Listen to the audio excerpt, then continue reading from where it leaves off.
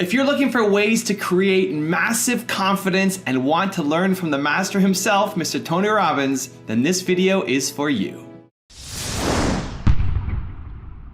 What's up, Believe Nation? It's Evan. My one word is believe, and I believe in you. I want to see that amazing thing that you have inside you be unleashed onto the world.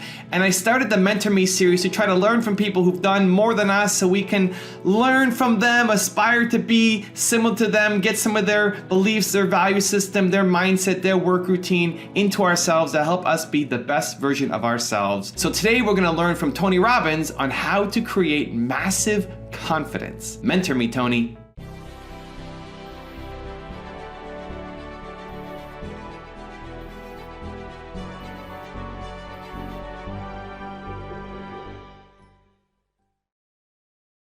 All of us have kind of an identity for ourselves, a way of defining ourselves.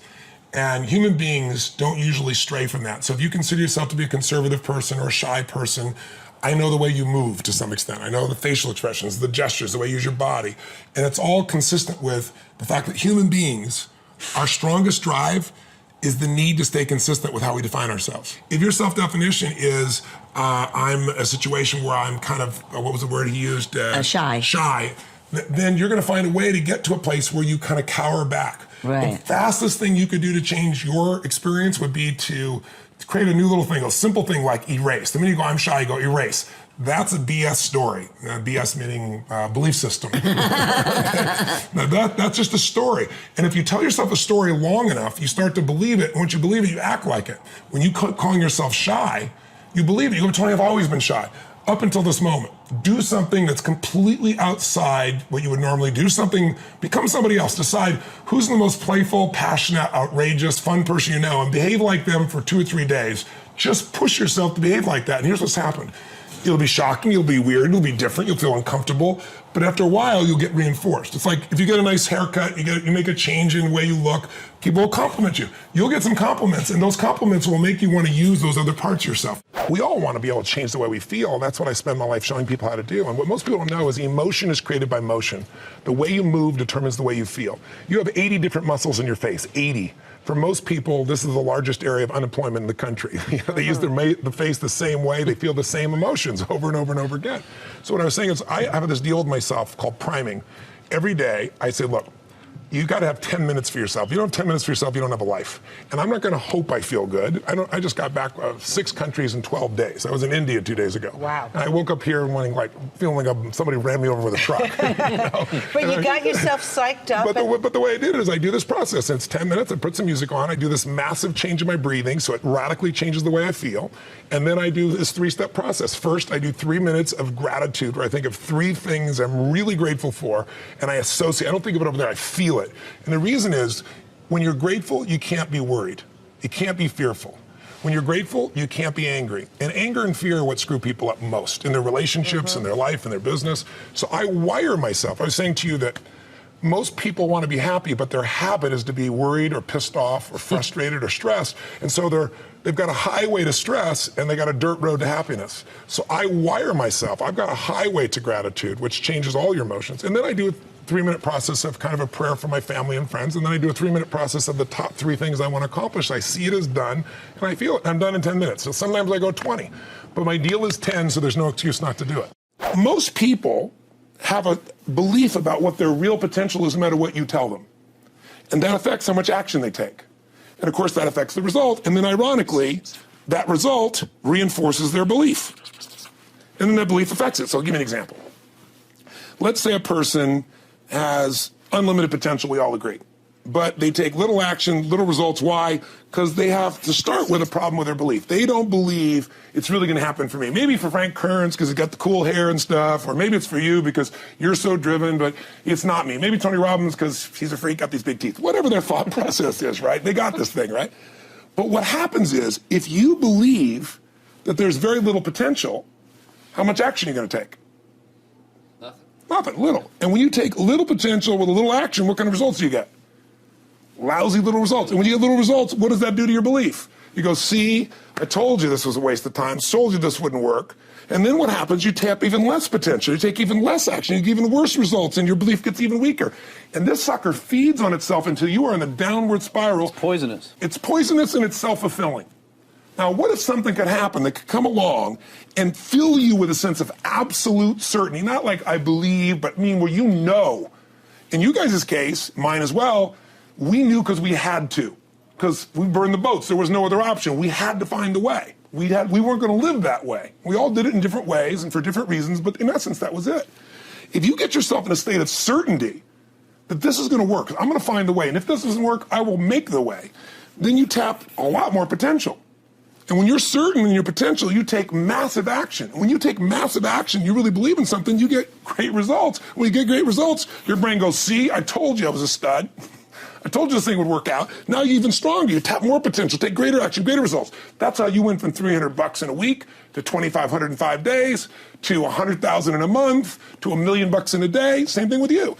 And we get momentum. That's why the rich get richer and the poor get poorer. Now some people go out and they go, well, I'm going to take a bunch of action. All right, I'm going to open this product. I'm going to try it. And they'll say to you, I even did it. But it's like a salesman who goes and knocks on the door, and he knocks on 100 doors and says, you don't want one of these, do you? yeah, exactly right. And even if he doesn't say it verbally, his face says it because he doesn't believe it's going to work. So his voice, his body, the execution is so weak. Maybe if he talks to 100 people, somebody's going to buy out of pity. They don't want his kids to starve, right? But he's not going to get the result. So the core difference in people is how do you produce certainty when the world isn't giving it to you? You go out and you try. In your case, you're 100,000 in debt and nothing's working. How do you keep yourself going? The way you did it, the way I did it, the way you're doing it, we may not have done it consciously, is we didn't change our potential. That was there. And it wasn't even taking more action. Taking more action with a belief it's not going to work, it's not going to change anything. We got results in our head that made us feel certain as if it had already happened. I want to show you what you can do with just focus. Try this for a moment. I'm going to give you a test. Sit up in your chair with some energy. Make sure your buddy next to you is in a strong state. If otherwise, adjust their state. Come on, change their physiology, whatever they got to do. See if they're ticklish. That might help. Now do this. I want you to look around this room right now and find everything in this room that you can find that is brown as fast as you can. Look for brown, look for brown, look for brown, look for brown. Look around you, look for brown, look for brown, look for brown. Okay, close your eyes. I'm going to give you a test. With your eyes closed now, shout out loud everything you saw that was red.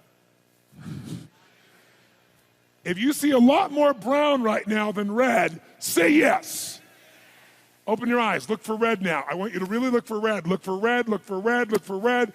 Anything you can find that's red, look for red. All around you, look for red. Raise your hand if you found more red this time and say I. Why did you find more red this time? Because seek and you shall. That's right. Whatever you focus on, you're going to find it. In fact, let me tell you something. You'll even find it when it's not there. How many saw burgundy, called it red, just so you could have more things you counted? Raise your hand, say, I, come on. See, whatever you're looking for, you're going to find. So if you want to change your life, my friends, you got to change your physiology and you got to change your focus. By the way, how fast can you change that stuff? How fast, my friends? How fast? How fast? Come on. In a heartbeat, once you rechange your conditioning, that's all you got to do. And you can do it fast. You can do it with a question or two. Try this right now. Answer this question in your mind and be honest. What in your life today, if you wanted to be, could you feel proud about right now? If you wanted to feel proud, if you didn't feel like, I shouldn't be proud, if you wanted to feel proud, what could you be proud of in your life today?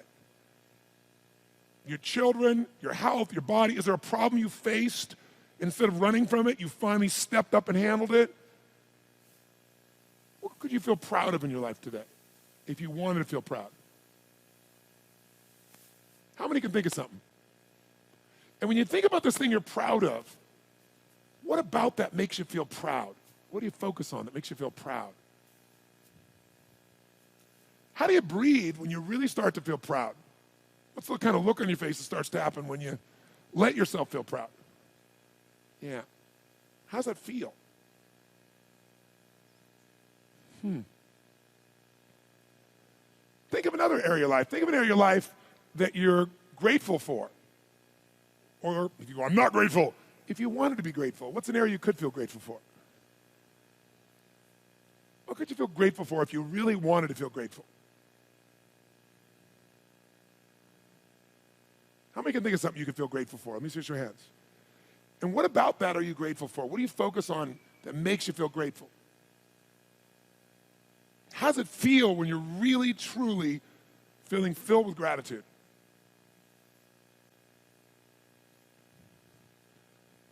Here's one. If you wanted to be excited about your life right now, and you were willing to be excited, you're willing to buck everybody else's trend, what could you feel excited about in your life if you wanted to feel excited? What could you get excited about if you really focused on it and you really took it in? And you weren't in a negative place. What could you get excited about if you wanted to be excited in your life? What could you get excited about? How many of you can think of something you feel excited about right now? Raise your hand. Let me see your hand. Say I. When you're really excited about it, what about that excites you? Or when you're really excited, how do you feel? How do you speak? What's your life like? By the way, when you're excited, does it tend to touch other people? Yes or no? Absolutely. By the way, do people have a tendency, who feels different right now than just even a couple moments ago? Raise your hand and say I. Why? Because focus is controlled by questions. If you ask a different question continuously, not once, continuously, you will get a different answer. If you ask a lousy question, you get a lousy answer and a lousy state. Somebody says, why does this always happen to me? It doesn't always happen to you, but the brain's like a computer. Ask it a question, it'll have to come up with an answer because you deserve it, you idiot. Someone will say, how come I can never lose weight? You can lose weight, but if you keep saying, how come I can never lose weight, the brain's got to come and answer. It goes, you're a pig. Lousy questions create what? Lousy answers. Ask a better question, get a better answer. Now here's what I want you to get. I want you to get that you can change your state. How fast, guys? How fast? How fast? And if you get the habit of doing it, you'll have a different life. Emotion is created by motion. If you want to change the way you feel, have you ever tried to do it with your head? I'm happy, I'm happy, I'm happy, I'm happy, I'm happy. Your brain goes, BS, you're not happy. But if you change the way you move your body radically enough, your voice, your face, your movement, your biochemistry changes. It's not a pump up. It's a true biochemical change. So what I'd like you to do, in your chair, create more energy than you had when you're standing. That means you got to wake up your row. Whatever you got to do, use your voice, use your body, go. Wake them up, wake them up. Come on. Wake them up here. Come on now.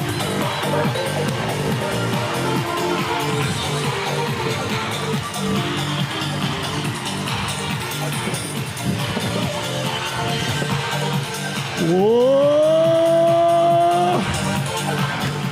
That's it. Now don't let it go. Sit up in your chair. Show the people beside you what a peak state looks like by your example. Just show them. If you find your passion, you're going to have this tremendous energy. It's sustainable energy. But momentum requires you always do the next thing to keep the momentum going. And the reason you get yourself in a passionate place is so that you change your life, and the only thing that changes your life is making a decision. So while you're in this passionate state, that's where you make decisions. You don't make decisions when you're like, oh, I don't know, what do you think? All right, let's decide. If you make a decision in a state without momentum, if you make a decision from a place where there's no passion, you are not going to get momentum. It'll kill momentum. It's decide, commit, and resolve. Some of you, in the past, you've gotten momentum, you've gotten passionate, you've even made a decision, but a decision is the first step. Decision is like a war. I gotta do this or that. All right, I'm gonna make myself do this. But commitment is when you now, after you've decided, you commit to do this for the long term. Whether it's hard or easy, doesn't matter. You're doing this. It takes it from this moment and it carries it into the future even when things are difficult. And the third state is resolve. Resolve means it's done. It's like, it doesn't even if you took action, it's done inside you, so it's done out there. There's no question whatsoever.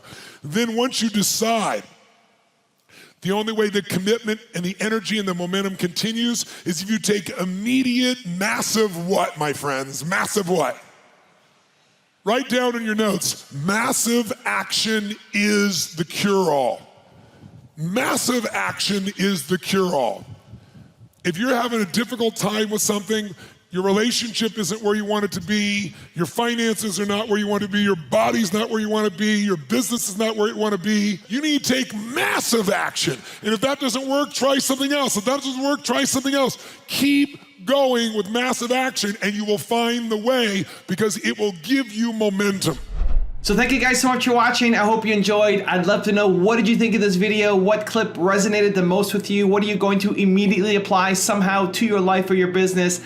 Leave some love down in the comments below. I'm looking forward to hearing from you. I also want to give a quick shout out to the Essetino artist. Thank you so much for picking up a copy of my book, Your One Word, and doing the review on your YouTube channel. I really, really, really appreciate it, and I'm so glad you enjoyed the book. I just finished Your One Word by Evan Carmichael, Evan's latest book, and I have a lot to say about it. So thank you guys again for watching. I believe in you. I hope you continue to believe in yourself and whatever your one word is. Much love. I'll see you soon. So let me give you the one word secret to happiness. One word. This is all you need to be happy. The most important word ever. If you had to think of one word that's most important to you, or that sums you up, or that would be kind of like a little beacon. Hey Believe Nation, if you want to know what the most important one word is for Tony Robbins, Gary Vaynerchuk, Oprah Winfrey, will.i.am, and Howard Schultz, I have a very special secret video for you. Check the description for details.